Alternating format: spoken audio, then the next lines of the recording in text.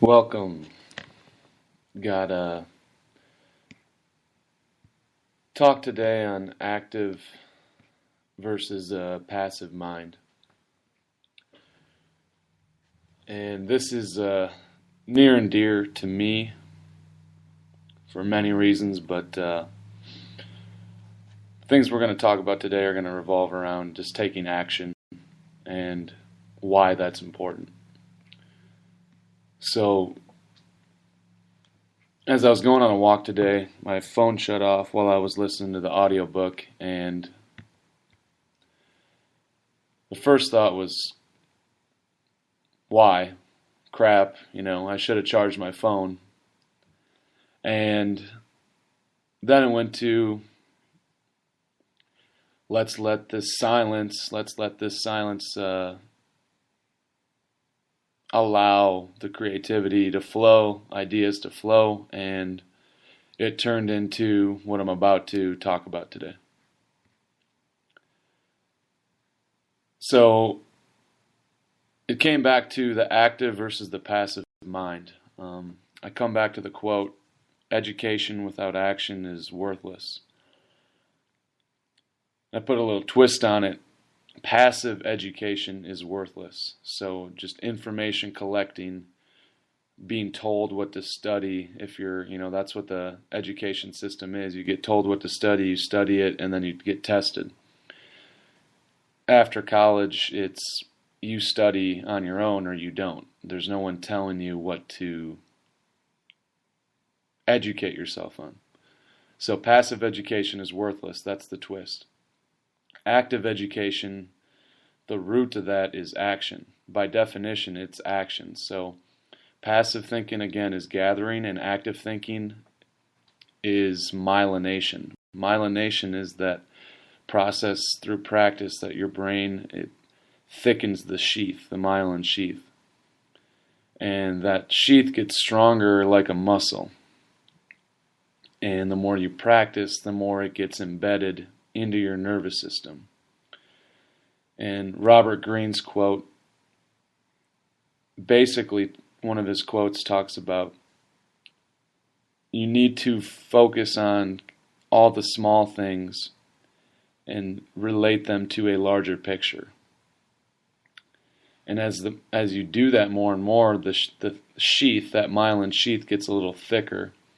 And as that thickens, it creates faster connections. So you're able to be a little more creative when you learn something or you see something or you feel something. You're able to connect it to the bigger picture. And that bigger picture is your why or your purpose in life. But the thicker that sheath gets, the more creative you're going to get because of the faster connections in your brain. As you listen to yourself, some words that come to mind are trust and intuition, and those qualities are like muscles as well, and they get stronger with use. There's the law of use and disuse. If you don't trust yourself for long periods of time and you don't listen to your intuition, those muscles atrophy and they get a little weaker. But you can still start today, and it's the opposite is also true. And we'll get to that a little later. But the same thing happens with courage. Courage is also like a muscle. It's activated through action in the direction of some fear, such as public speaking, approaching people, being assertive, and it comes down to simply taking action towards those things that you fear. Becoming more assertive and speaking up when something you don't agree with, that will allow you to speak up maybe more freely in a public speaking situation. But you can come up with your own example, and everybody has their own fears. The gist of it is the more you use that courage, the stronger it gets. The less you use it, by definition, you'll be using cowardice against the fear instead of courage. You'll be using cowardice, and the more of a coward you'll become. And the more of a coward you become, the more you have excuses, the more you blame others, the more you complain. However, the opposite can happen. You can take action towards fear, And you can use this fear as a sort of metaphorical checkpoint. This fear is pulling you towards the path you must take to advance past the checkpoint. By doing so, you grow, and with growth, it equals progress, and progress equals excitement, and excitement equals motivation. Most people start with motivation and fail. Motivation is a byproduct of action. Think about people starting a new diet or fitness regimen. They're going to spend time researching the best, in quotation marks, the best diet when they intuitively know where to start. Eat and drink less crap. Crap equals chips, pop, alcohol, fast food, donuts, cookies, sugary drinks. But these people want to research. This research is simply masquerading as procrastination. Knowledge is worthless without action, and simply starting to eat less crap, aka action, will set you on a path towards better health. As you do this for, let's say, 30 days, you're going to become more excited about your progress, albeit small. This will spring you towards learning better methods, in quotation marks, to health. It isn't by starting to educate yourself that you gain anything. It is by first acting, and the same goes for a fitness program aimed at weight loss or any other goal. Simply walking for 30 minutes every day for a month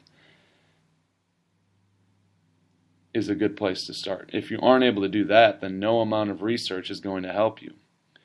You want to be pushed or motivated. What you need is action off of the bat, and you need it every day in the form of some type of movement, using the fitness regimen as an example.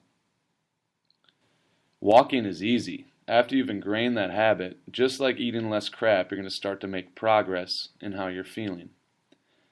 This will lead to the want to learn and amplify your results. So as you make progress towards something, you're going to be a little more excited, and that will inevitably lead you to want to learn maybe more about that subject. Well, if it's in fitness or diet or nutrition or whatever it's in, that will start you on the path to start maybe researching or reading articles about certain methods. And you're probably not going to find the best method off the bat. In fact, you won't. But the key is to be able to discern information. But you can't start with that. That's research masquerading as procrastination. So, once you get to that point of wanting to learn more because you've been acting, instead of kicking the thing that got you there, let's say it's the fitness and you're walking daily, continue with walking and add in whatever you have learned through your research, whether it may be squatting or CrossFit or hill sprints, kettlebells, whatever it is.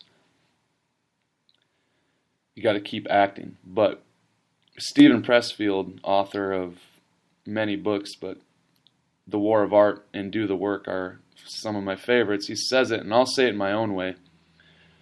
The truth in my life is that research masquerades as procrastination, and procrastination equals inaction. Inaction is the biggest cause of unneeded stress, anxiety, and depression, 99% of it. Act today and motivation will come as a byproduct. We've been out of order starting with motivation. We've been led to believe, or we've fooled ourselves in thinking that motivation is the starting point. Act first. Motivation is the 7th or 8th thing down on the list that is a byproduct. It comes as a result of action. But action in itself will not suffice. It must be daily action, i.e. disciplined, habitual action. This every day, which doesn't have to be a lengthy part of your day, it can be small doses of action, helps the emergence of new ideas and ways of going about things. This emergence of new ideas leads to growth, which leads to progress, which leads to excitement, which leads to motivation, on top of your daily disciplined action. All of this gets embedded into your nervous system because you're literally thickening that myelin sheath by practicing it. The connections you make from daily practice turn, again, into that thicker myelin sheath, faster processing. This comes full circle into the thing we talked about at the beginning with active versus passive thinking. in active versus passive education. Embedding your practice into your nervous system, embedding active thinking and active education into your nervous system, embedding action in itself into your nervous system. If you do those things, then that becomes who you are. It's not a guessing game. You become that thing. And that's where you can see inspirational messages, or whatever you want to call them, process over outcome. That's what that means, because instead of focusing on your outcome of losing 30 pounds, you're focused on the actionable habit, the actionable daily habit of walking 30 minutes a day. By doing that, you're becoming a more disciplined person. You're becoming the person that is going to be able to lose 30 pounds. It doesn't start with motivation. You need being pulled towards something is stronger than being pushed. People want to be motivated by someone else because they're not able to start working out. They need to be pushed is what they want. And that's fine, but a stronger emotional tool is to be pulled, and you get pulled by taking daily disciplined action, which again leads to growth. And when you're feeling like you're growing in life, you become excited because you know you're making progress. And that becomes more pleasurable as time goes on. And at the beginning, it's kind of unbearable or uncomfortable because it's new and it's scary. But through that disciplined daily action, you start seeing the small progress. And again, that is going to give you excitement and lead to some extra motivation. The one thing that you can consider is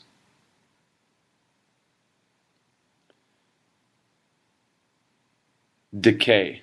Inaction every day leads to slow decay. It's not something that's acute. It's not something that's easily seen. It's over time. So how did you get 20 to 100 pounds overweight? It wasn't in one day. It was the inaction of, and inaction is a choice. Don't get it twisted. If you're not acting, you're not thinking about it. You're either acting or you're not acting. And inaction leads to decay. You don't get 100 pounds overweight in one day. It happens over time. It's slow. It's hidden. It's a chronic thing. But it's so slow, it kind of creeps up on you. The opposite of that is action. And action is now, it's acute, it's painful because it's immediate.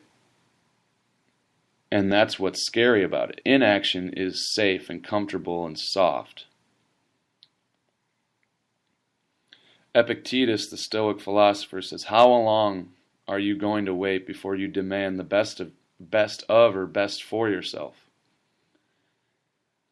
How long are you going to wait? Because eventually you're going to be 30, 40, 50, 60, 70, and you're not going to be able to turn back the hands of time. It's never too late. Don't get that twisted. But we're all dying slowly, and our time is coming at some point, and you're not guaranteed to live the average life expectancy because things happen. We like to think and forget and maybe put in the back of our minds that death is not waiting for us. But it is. Death is waiting for us every day. Some of us, a lot of us, choose inaction and muddy our waters with instant gratification like donuts and cookies and Netflix and ESPN and social media, Kim Kardashian,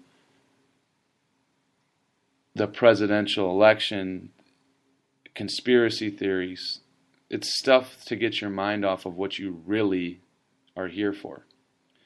It's instant gratification. It's that disease mindset of complaining and making excuses and blaming other people for your inaction.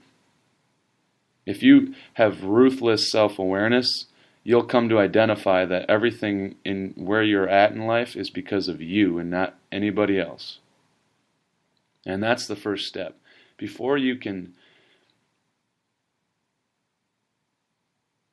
almost do anything in life, you need to be ruthlessly self-aware. And I don't know the exact way to do that. I think you just have to be open to the scars, to the crappy feelings of years of inaction, and feel how that feels, and then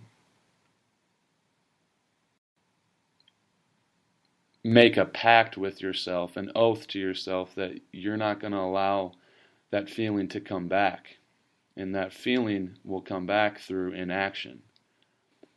So by being ruthlessly self-aware, taking action towards your fears, towards the things you've neglected in your life, whether that be health or fitness or projects or a book or whatever it is, you need to take action. Passive thinking, passive education, passive living versus active living. Again, research masquerades as procrastination. Procrastination is inaction. Inaction is the biggest cause of stress, anxiety, and depression. Act today, motivation will come. Act every day, motivation will always be there. Act every day, move towards growth, move towards progress, have more excitement embedded into your nervous system. That's who you are. You don't even want to watch Netflix and waste your time on those things because you realize it's taking you away from the pleasure of your actual life. Life is pleasurable. We make things and invent things that take away from the most beautiful thing in our lives, which is life itself. We invent and create and do all these things, and there's nothing wrong with them, and entertainment is not wrong or bad. It's that, what are you doing with your life? You can't just consume. You need to take action. Or don't. But know that it's a choice. And my truth is that it is the choice between life and death. Inaction has led me to deep and dark depressions, and the only way that I got out of it and that I've stayed out of it is by action. And I've identified what are the main causes of my inaction, and I'm ruthlessly self-aware of that, and it's just discipline in yourself, like a muscle in the weight room. By squatting more, your legs get stronger, your nervous system starts to be able to handle that. It recruits the muscles in the proper order, and it's not faulty. Your nervous system knows how to handle this weight, and then you progressively add weight, and you go backwards sometimes, and you go with more repetitions, and that builds this muscle stronger, and then sometimes you go with more intensity, with less repetitions, and you can apply that to your discipline. You can apply that to your action.